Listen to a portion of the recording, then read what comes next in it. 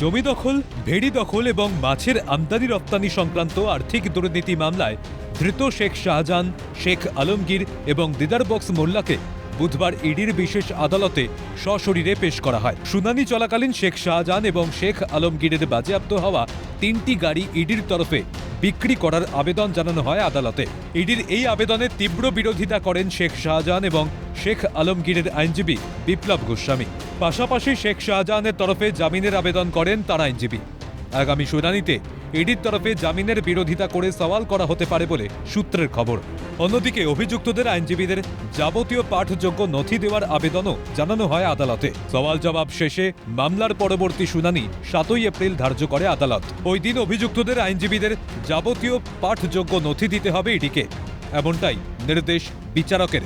পাশাপাশি শেখ শাহজাহান এবং শেখ আলমগীরের বাজেয়াপ্ত হওয়া গাড়ি সংক্রান্ত বিষয়ের শুনানিও ওই দিন হবে।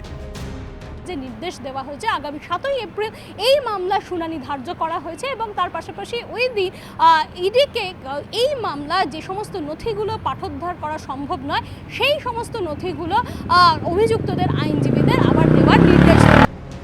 অন্যদিকে বুধবার আদালত থেকে সংশোধনাগারে ফেরার পথে সংবাদ মাধ্যমের প্রশ্নের উত্তরে মেজাজ হারান শেখ শাহজাহান। তার পাল্টা প্রশ্ন, কে হুমকি দিচ্ছে? আমি তো জেলে রয়েছি, প্রমাণ করতে পারবেন?